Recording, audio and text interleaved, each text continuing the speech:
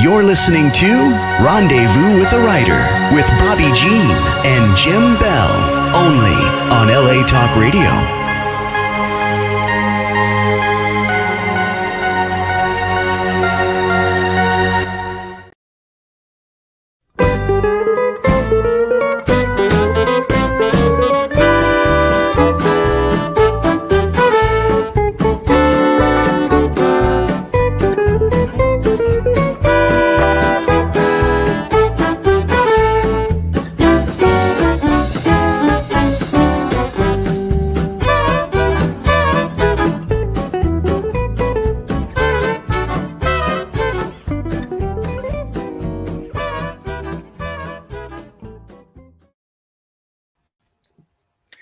Well, hello and welcome to Rendezvous with the Writer Out West, hosted by normally Bobbi Jean and Jim Bell. And as you might have guessed, I'm not either one of them. I'm Tom Swearingen, and have real honored to have been asked by Bobbi Jean and Bell and Jim to guest host tonight. I've done this three times before, and it's an honor to be asked again.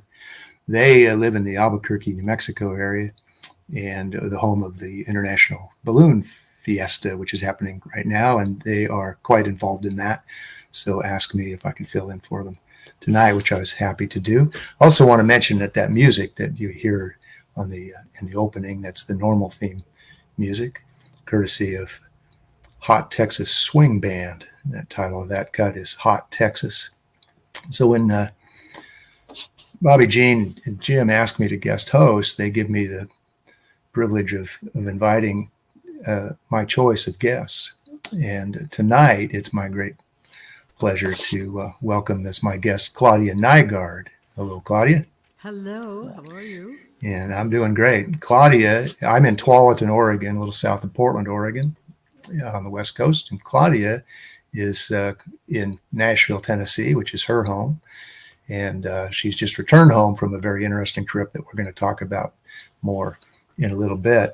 But if you're not familiar with Claudia, I want to read to you a little bit of a bio. I've had the pleasure of seeing Claudia perform. She's a songwriter, singer-songwriter, and more.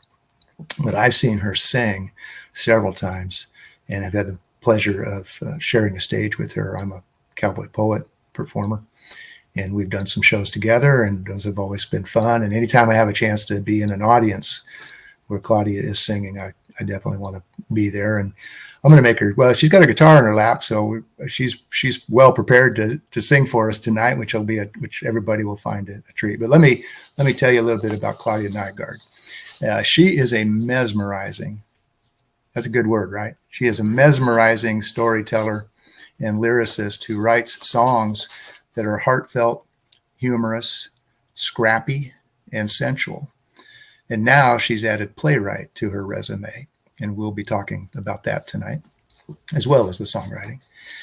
Building on the craft she learned as a staff songwriter on Nashville's Music Row, she has won numerous awards, including the prestigious Kerrville Folk Festival Songwriting Competition, and with the title cut of her latest album, Lucky Girl, the Tumbleweed Music Festival Songwriting Competition. Lucky Girl, which I have a copy of right here. It's a great album. Charted at number 3 on the Folk Alliance radio song chart, number 5 on the album chart, and gave her a significant debut on the Americana chart. It also received impressive reviews from the press. Legendary folk music magazine Sing Out claimed the songs, quote, rival the likes of Guy Clark or Ian Tyson, end quote. That's pretty high praise, Claudia. Yeah, it's embarrassing. Well, it might be embarrassing, but it's well deserved,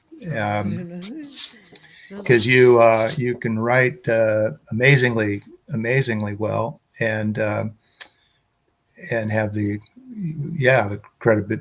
credentials and whatnot to back up the claim that you're really good at what you do. And this show is all about writing, so we're gonna talk about that whole process and so on.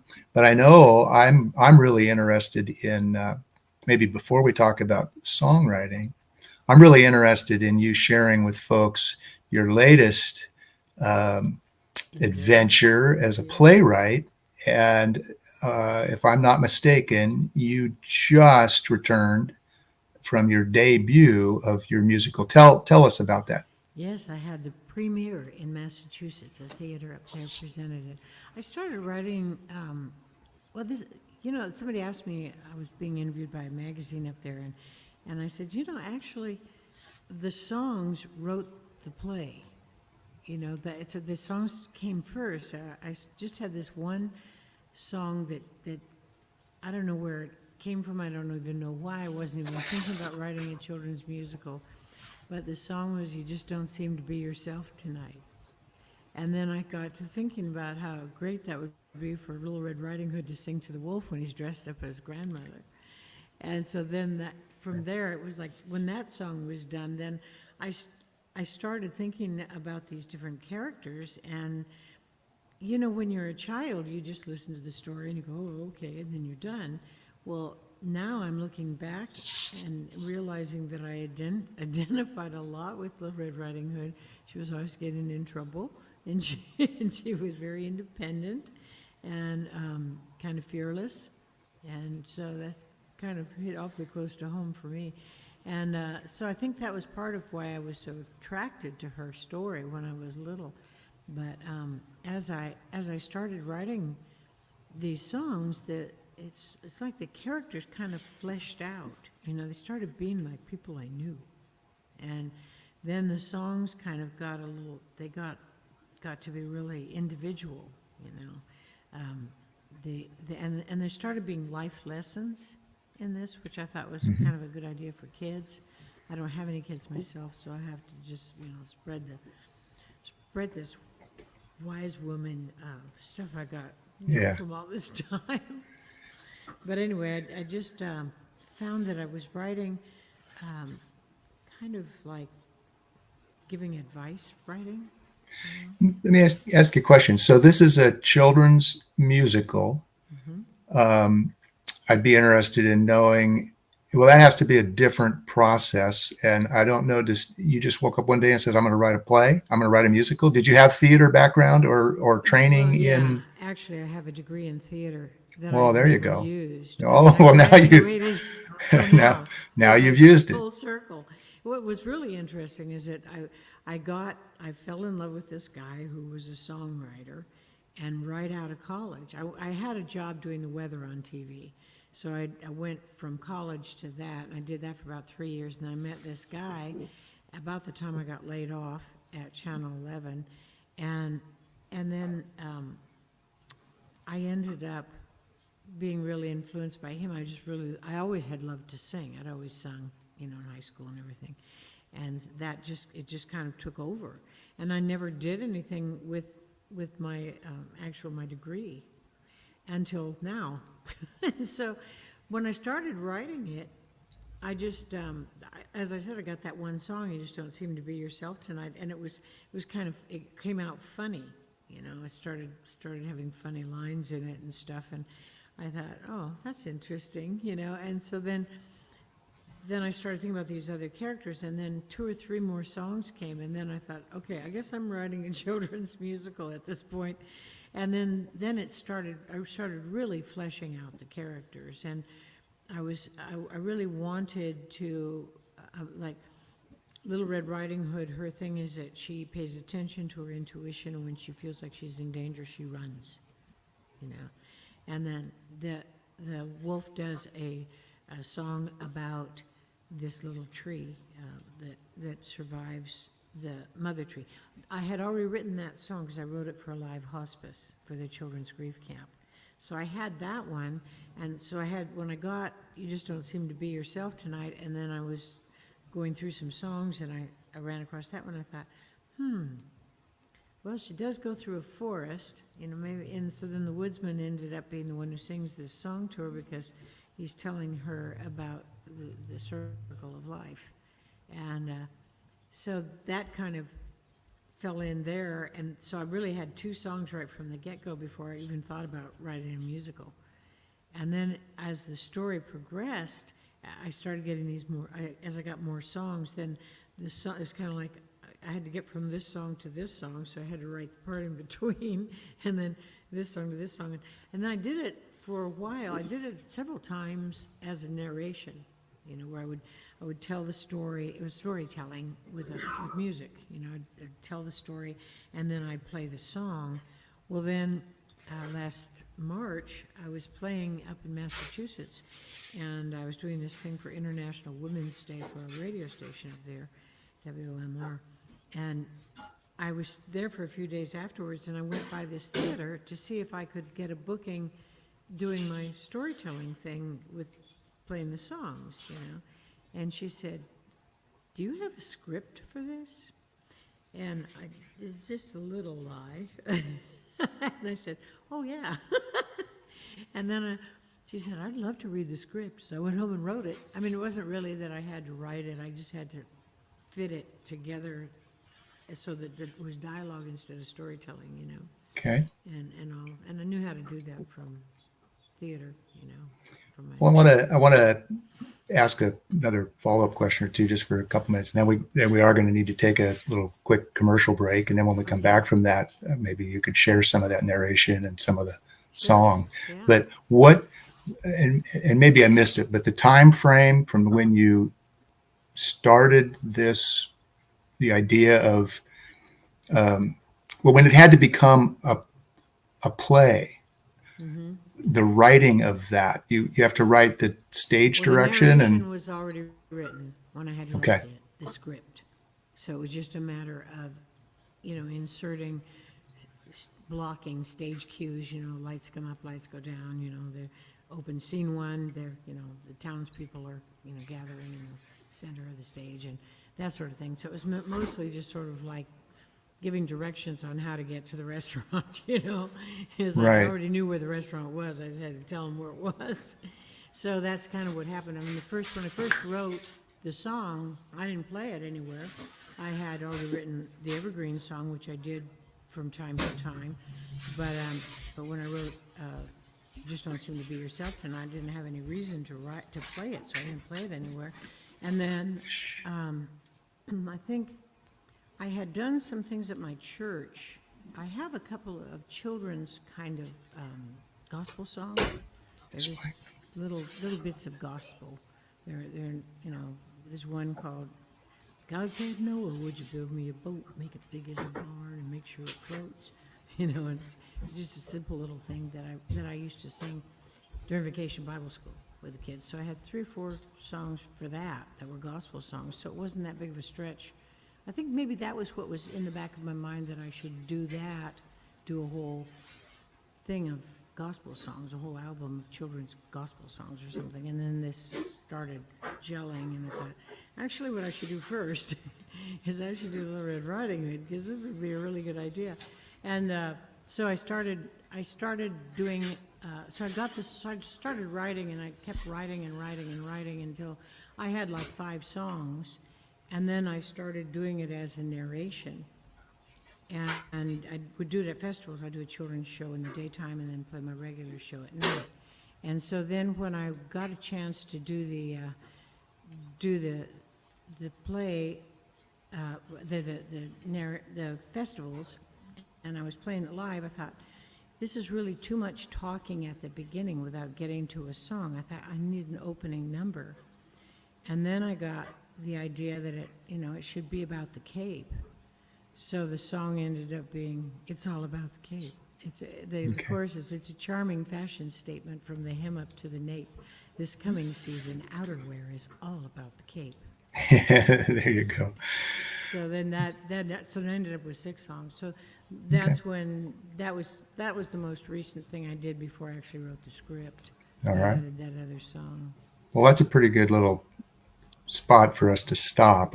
Maybe we can hear either that or something else from that. And we're gonna go to a little commercial from the folks who bring this to us all. Okay. Story is everything. Find a great one on Out West Shop's bookshop. Go to outwestshop.com. Find books and CDs on the menu. Choose Shop Out West on bookshop.org. Browse through featured authors on Rendezvous with a Writer. Explore curated book lists and our featured picks. Add in note cards, calendars, and jigsaw puzzles. One-stop shopping for great gifts. Use the search box to find thousands more titles. Make the switch. Your purchase supports us as independent booksellers. That's our story. Well, there you go. All right. Cool.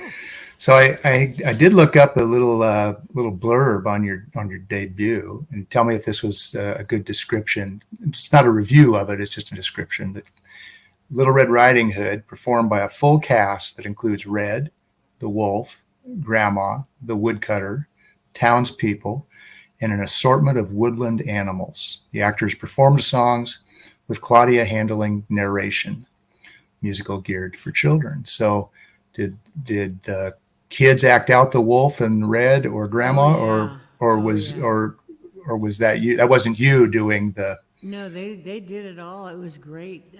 The wolf was fabulous. I've actually shot a video of it, so I'm hoping to have that edited by Christmas or so. It's Okay. 6 cameras and 7 or 6 performances and 5 cameras. So it's gonna take a while. When you were doing this before the musical, as a narration, then you were doing those. My guess is that you were doing those voices. I was doing everything and doing such a little character voice.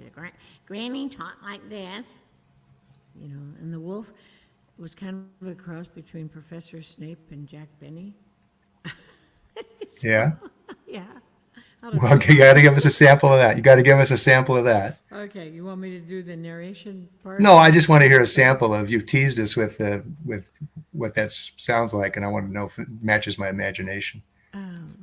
Okay, so right before the song that I'm going to play in a minute is when what happens is the wolf wants to get to grandmother's house first so he can eat grandmother and then have Red for dessert. So he's going to tell her the long way around, to get to grandmother's house. So he takes the shortcut. See, so he says, "Why, yes, I believe I do know that house. You see that stump over there, child?" The wolf points to the stump on the right. "Just to the right of it, there's a path that will lead you all the way to your grandmother's." "Oh, thank you, Mr. Wolf. You are so kind." Yeah, cool. Yeah. Fun. All right. Okay. Well, why don't you play something? Yeah, do something the from narration into the song. Yeah. Cool. This is what happens right after that. Well, I'll just tell you. As soon as Red was out of sight, the wolf turned on his heel and headed down the shortcut to Granny's. He knew in his heart he was about to do a very, very bad thing, but he wasn't listening to his heart. He plodded through the forest, whining to himself about how he never got a break and how misunderstood he was, and mostly about how nobody liked him. If he was smart, he would have asked himself why people didn't like him, and then he would have realized it was because he was eating their children. And he could have changed his behavior and become a popular fellow. But you have to admit you've made a mistake to correct it. And all the way to grandmother's house, Wolf was way too busy singing to himself about how sorry he felt for himself to be able to do that. And this is the song he was singing.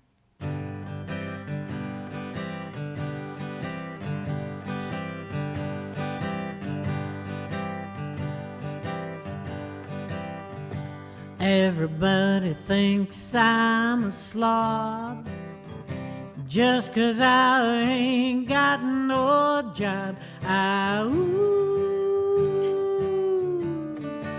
I'm so blue.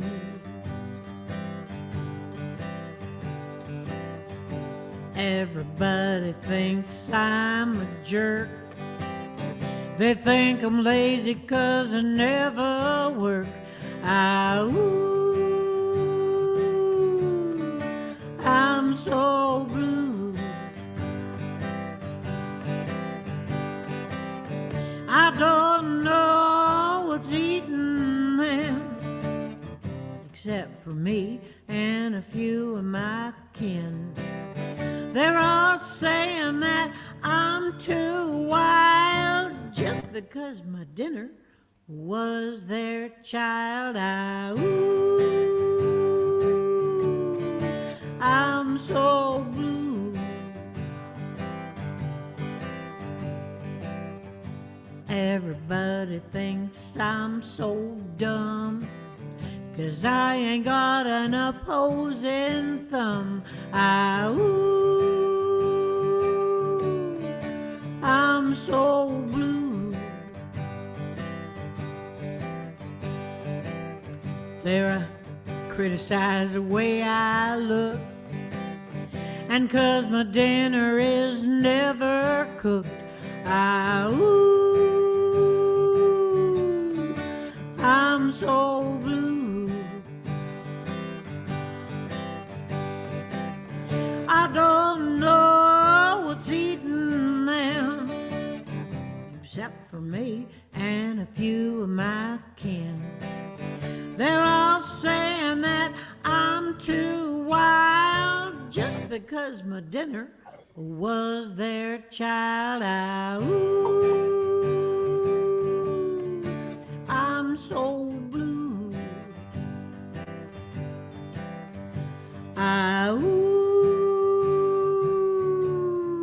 I'm so blue.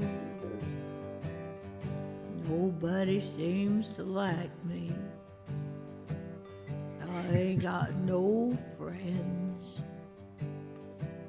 I'm so blue. Hey, that's wonderful, Claudia. Thanks. So in the show, he sings that, that song the wolf does. And he was great. They're all teenagers in the show. They're all teens and preteen. They're like 13 to 17 or something. And when the chorus comes, I don't know what's eating them except for me. There's all these girls come out in these little wolf ears and tails. They're in black leotards, but they got little wolf ears and wolf tails, and they come out like this, and they sing the chorus with them and everything. Oh, it was just a blast. It was so fun. It really was fun. It's really interesting. It's a lot like songwriting. It's the same process when you write a script, because when you do a play, it's like when you write the song, you have this rush, this endorphin rush that you get, when you write the song, and it's like, whoa, and now that song exists and it didn't used to, and then you get the same kind of rush when you play it in front of people for the first time, and you have that connectivity with an audience. And then when you go in the studio, then it's no longer just your song, because the drummer puts his part down, he decides where the pocket is, and the bass player decides how it's going to roll, and then the guitar player's going to add his little thing, and maybe you have a fiddle on it or pedal steel, whatever you have on it. It's everybody adds their creativity on top of your creativity. And doing a play is the same thing. It's like I wrote these songs. I never visualized these girls coming down the stairs singing the chorus with, their ears on and everything. I didn't imagine it except as a solo. And so there was all kinds of things that happened like that. There was, I had written it that when the wolf goes into grandmother's bedroom, she hits him with a pillow, But the character, the actor that was playing grandma was actually a little boy. Not real little. I mean, he was probably, 12 or 14, somewhere in there. But anyway, he walked with a cane, and he had a wig on and everything. He wore a nightgown the whole time, and he was walking with a cane. Well, he created this thing where the wolf comes into the bedroom. Well, the wolf is of course stupid, because if you're going to be eating people with children, you have to be stupid to do that. So the wolf knocks on the door, and grandmother says, "Who is it?" And he says, "It's me, the wolf." The wolf? Oh, wait, no,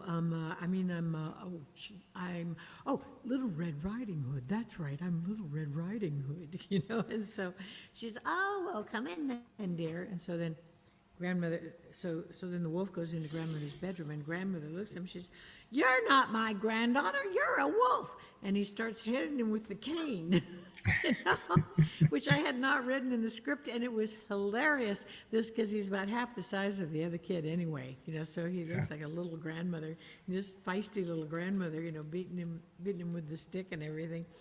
And then I had this one line that I had put in there. And he was kind of throwing the line away, saying it to his shoes, and I had to explain to him what it meant and that he should deliver it right to the audience. Because I rehearsed with him for about 3 days before the show opened. And the line I've had a wolf in my bedroom before, but the last one was a lot better looking. Well, the audience lost it. I mean, it was so great. I had not thought it, I thought it was funny when I wrote it, but it's so unexpected because it's coming from a child, for one thing. And it's, you don't expect this child to deliver this line. And it was just, it's adults who bring these kids to the show, so you got to throw them a bone once in a while, Yeah. something for them. So they just howled, and I was laughing. They made me laugh, and I could hardly get on with the show, 'cause So they were laughing. how did that particular theater group in Massachusetts come to do the debut? How did that end up from you in Oh. Nashville to it being done there? It's really interesting. Well, I was saying I went there in March for International Women's Day show, and I went by the theater, and I asked if I could possibly, if she'd be interested in me having me do a storytelling thing on a Saturday or Sunday afternoon the next time I came up. And then she was interested. She wanted to know if I had a script. So Oh, I see. Okay. I went home and sent her the It script, was- and then she wrote back and she says, I really want to do this. She says, I love these songs. It's a great script. Yeah. And I was just like floating for weeks, just like, Yeah. oh, wow. So it was really a trip. But what's really interesting is that my very first paid gig ever was that same weekend, the first weekend in October, on Cape Cod. Oh. And 50 years later, to the week, I'm back to doing theater. Full circle. Yeah. It just blew my mind. It was like, I think this might have been meant to be. Yeah. It was really, really a surprise. I was thrilled that she wanted to do it that way, and it worked so well. It was really good. It was really a good play, and I just had really wonderful comments from the people in the audience. They came up afterwards. I hadn't anticipated and writing would be so good, and I said, "Yes, you can stay the rest of the day." Yeah. It was really So flattering. they continue. You saw the debut. Were they continuing to stage it? No, it only ran the one weekend. Just the one weekend. Okay. Yeah. But I'm ready now. Well, we videotaped it, so I'm planning to pitch it to other places. And Yeah. I think it's going to be great. Wonderful. I'd Well, like to see it now. congratulations. I'd like to see it done with professional actors. It'd be really a trip next, to see how that goes. But yeah, it was really fun. I've got one more song I think I'm going to add to it too. I got an idea for a song on the way home. Yeah. Do you want to share another little song from Little Red Riding Hood now? If you got something in mind, or we can keep talking about something else if you wanted to share anything else from it. I don't really. I've kind of told you about it. About the Yeah, that's fine. other stuff. I think it's probably better to go on to something else because Okay. it's. So now do you have the bug to write more plays? Go back and dust off that theater degree, and now that you've Yeah, what's the term you've brought it to the boards, or what is the theater term for what you? Oh, I don't know. You I don't know either. you staged I it. just You did know something. I'm a thespian. Now you're a thespian. That's great. Yeah. Yeah, I'm a playwright, and it's just I've got some interest from another place there, a casual interest. I don't know if they, not like specific. Yeah, we'd like to have it, but Well, let me just ask you this, and then we'll talk for a few more minutes, and then we're going to take another little break, and then we'll come back and definitely talk about songwriting, and I'd love to share a couple songs at least. When did you first realize that you were a writer or wanted to be a writer? How young were you when you got the idea that you could write or you wanted to be a writer? Well, I wrote my first cowboy poem when I was in the second grade. It's actually the only cowboy poem I've ever written. Cool. Do you remember it? Oh, yeah. Well, I'd love to hear it. Well, yeah. See, it was, the prairie was his mattress, his pillow was a stone, a distant coyote on a hill, the lullaby he'd known. It surely is a tough life. It really was so rough, but you know TV cowboys, they can take it because they're tough. Yeah, it's good. Second grade? I wrote it for my dad. Oh, how nice. Yeah. I didn't know anything about cowboy poetry. I just was writing a poem. Yeah. Mother said I wrote all the time when I was little. She said mostly it was about having to do dishes when it wasn't my turn. But she said I would write her letters. We lived in the same house, but it was always easier for me to put it on paper, So when did songwriting come into your life? You were writing letters, you were writing that poem? Well, I picked up the guitar at 15. Okay. I think I was 15 years old when I picked up the guitar. And it wasn't too long after that before I wrote a song, but I don't have any idea what it was even about, let alone whether or not it was any good. I do know that I wrote another one on Cape Cod that first year I played music for a living, and I know it was probably pretty bad. I think I was in my angst, young girl, how could you do that to me kind of period. Mm-hmm. Young girls have, Yeah. Oh, my heart is broken and you're healed, Yeah. that sort of thing. And then I did write poetry when I was in high school a lot. And then when I got, not cowboy poetry, but just poetry. And then when I got to writing songs, my boyfriend had a record deal on ABC Records, so he had of all his own songs. So he was a bona fide writer. And I just sort of like monkey see, monkey do, I just kind of tried to, I was just learning to play the guitar, so my songs weren't very good because I couldn't play guitar very well. And so that was interesting. But I think I really went down the rabbit hole when I moved to LA. I lived in San Jose. That's where I'd done the weather on TV and where I met him. And we were together about 3 years. And then we broke up. And I went out and spent the summer on Cape Cod by myself without him. And then I moved to LA after that. I didn't want to go back to San Jose because he'd met a girl and he was hanging out with her and I didn't want to see that. And so I moved to LA, and then I met some other people that were writing songs, and I won some songwriting competitions that were there. And I ended up finally I got the courage to take my songs down to Hollywood, and everybody I played my songs for said, "You need to go to Nashville, you're country." Yeah. All right. Well, why don't let's do this. We do have time before we take a break. Why don't you treat us to one of your songs? Okay. I think maybe I'll do the song I won Kerrville with.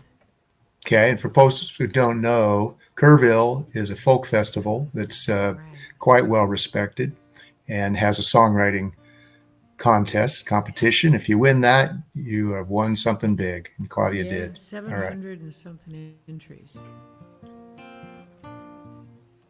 Gotta move my guitar forward because I don't have it plugged in. This is a mostly true story. Old JC was a laborer. He worked for my dad. He had big old hands and a big old laugh. Should have seen the grin he had. Well, I remember one time when he and his brothers helped Daddy pour a patio. I was a regular tomboy then, a kid about 8 years old. He took off his shirt to work in the noonday sun. So I took off mine till he said, put yours back on. With a child's eyes I couldn't see why anyone wouldn't like old J.C. If God could have grinned, he'd have grinned at me, just like old J.C.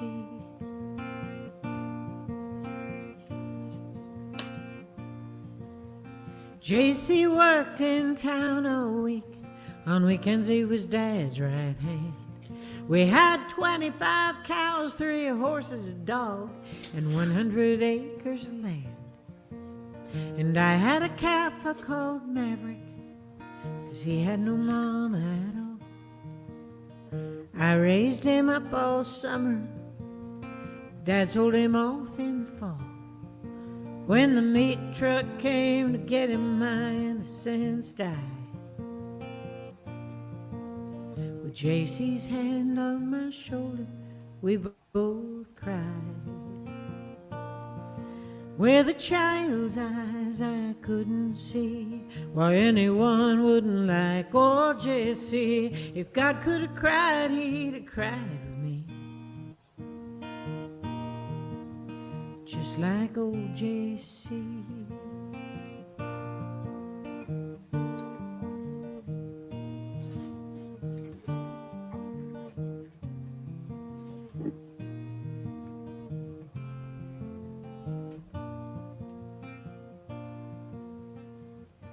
Well, Saturday we go into town after something my mom had won.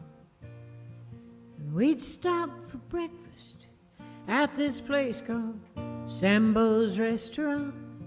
They had tigers on the menu and a boy that looked like JC, and a waitress there with copper hair made a rag doll for me.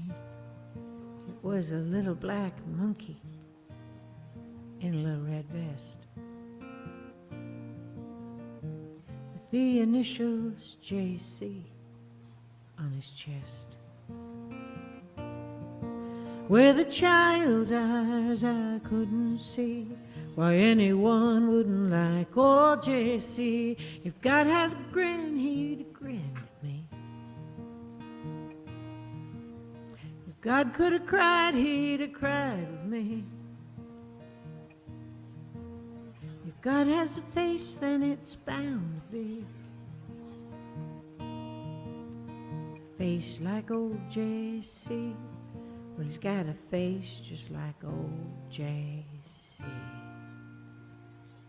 Oh, Claudia, that's beautiful. I've heard that many times, and it doesn't get old. That's a wonderful, wonderful song, and that's really good. So let's do this. We got to go to a commercial from good folks at Out West, and then we'll come back, and then I want you to we'll talk a little bit more, and we'll sing some more songs. Okay. Okay.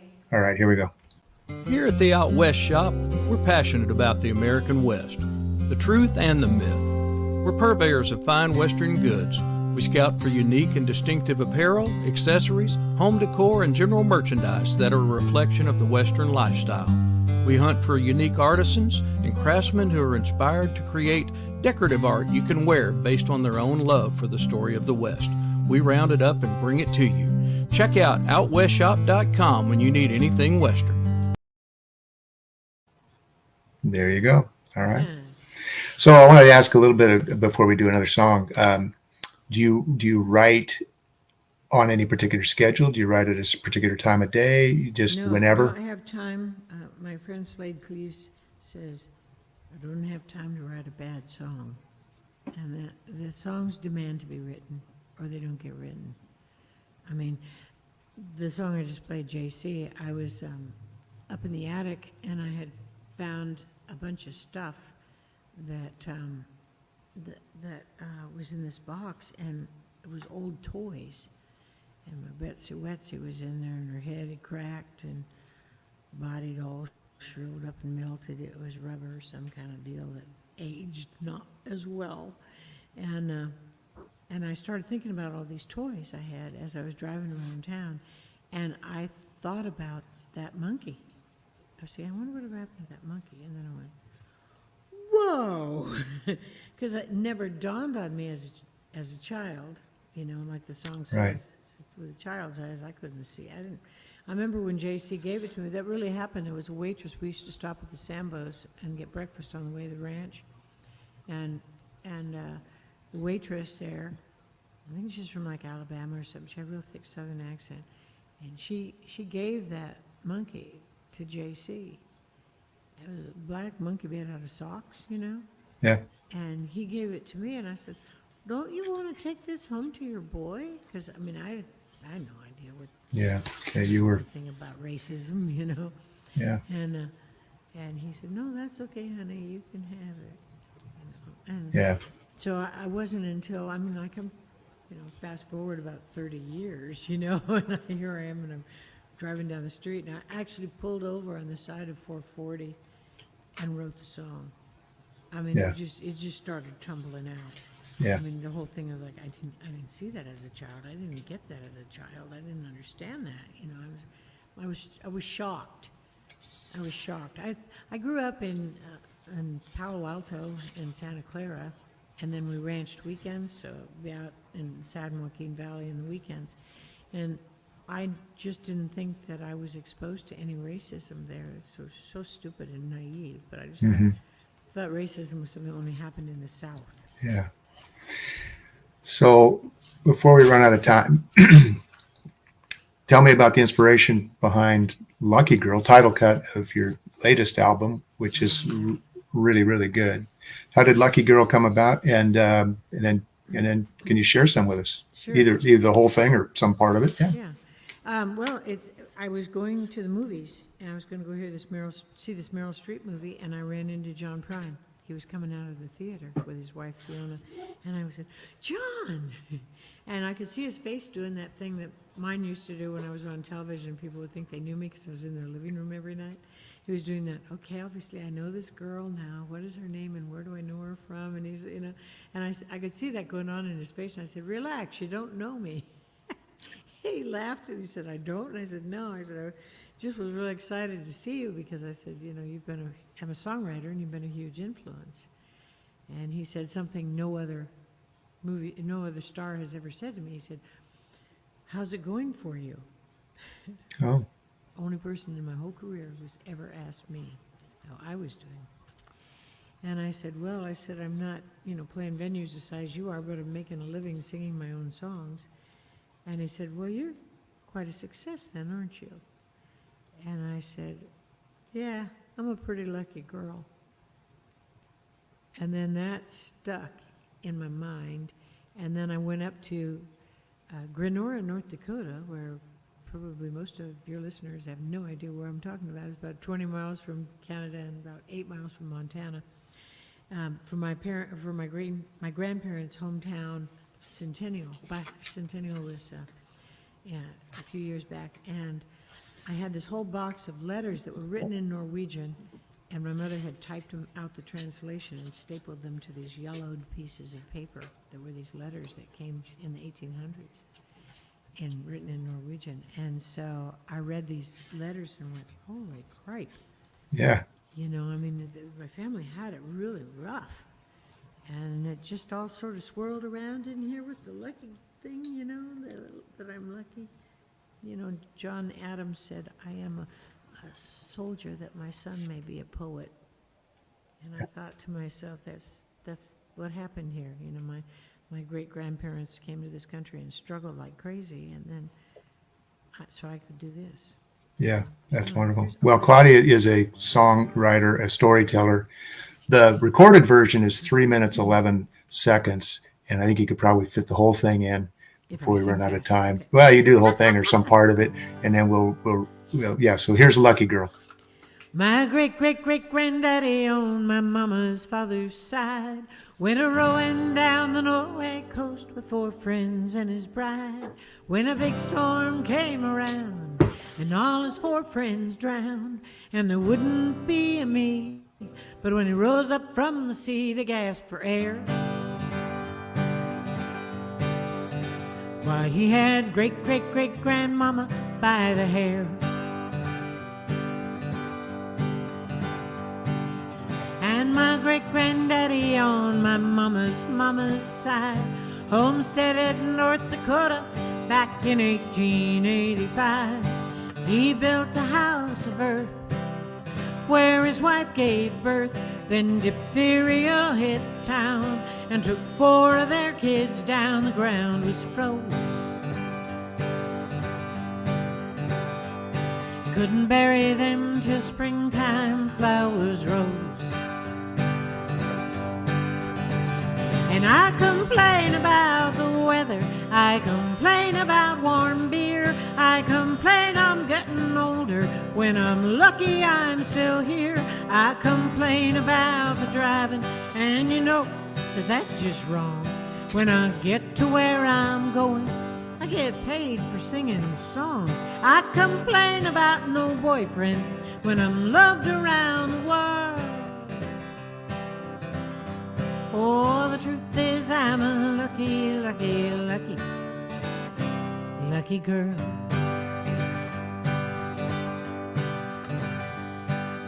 And then there's my grandmother on my father's side, married to a man who drank, she had to leave behind.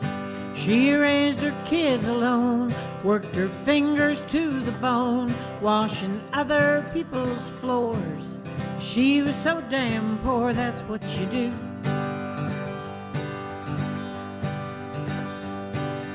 You got kids and all they've got is you. And I complain about the weather, I complain about warm beer, I complain I'm getting older when I'm lucky I'm still here. I complain about the driving, and you know that that's just wrong. When I get to where I'm going, I get paid for singing songs. I complain about no boyfriend a lot when I'm loved around the world. Oh, the truth is I'm a lucky, lucky, lucky, lucky girl. Yeah, the truth is I'm a lucky, lucky, lucky, lucky girl.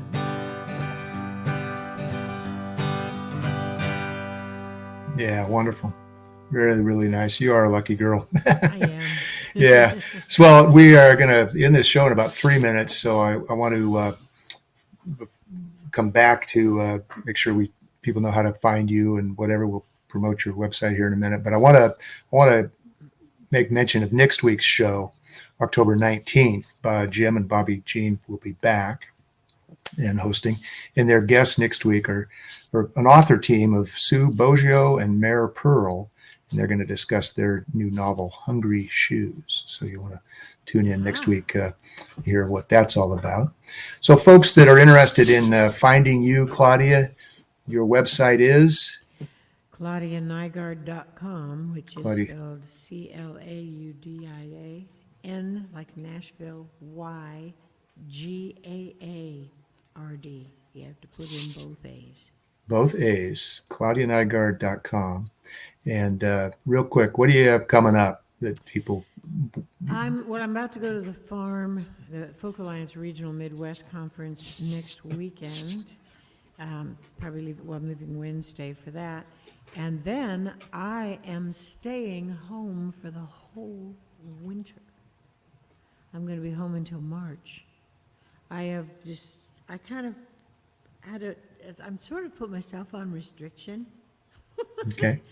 I have been trying to get this Western album recorded for how many years now? I mean, all the way through COVID, and I didn't record a thing. So I am making that my number one priority. And my second priority is going to be Little Red Riding Hood. I want to make a recording of Little Red Riding Hood. Yeah, good. I've also got like 6 Christmas songs I've written. Wonderful. So, well, I'm hoping that self-imposed you're going to sequester yourself or whatever, and that should be productive. I look forward to hearing the product of that, and I'm looking forward to when our paths cross again. I'm sure they will. I'll see you in November, won't I? Yeah, in Albuquerque. That's right. The Yeah, International Western Music Association. Yeah, we'll both be there. We'll both be Yeah. on stage there. That'll be wonderful. When you said you were staying home all through the winter, I thought you forgot meant about you'd that. changed Yeah, your I plans. Yeah, you're going to do that. actually, from after All right. WMA, then Yeah, then well, I'll be home good. for the winter. But All right. forgot I'm All right.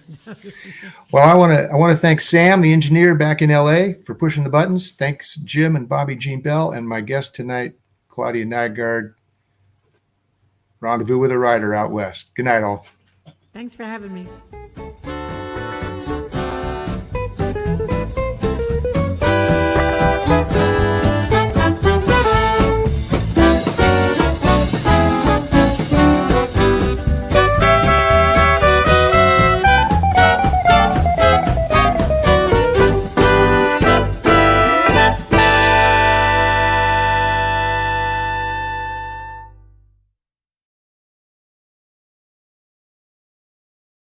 You're listening to Rendezvous with the Writer with Bobbi Jean and Jim Bell, only on LA Talk Radio.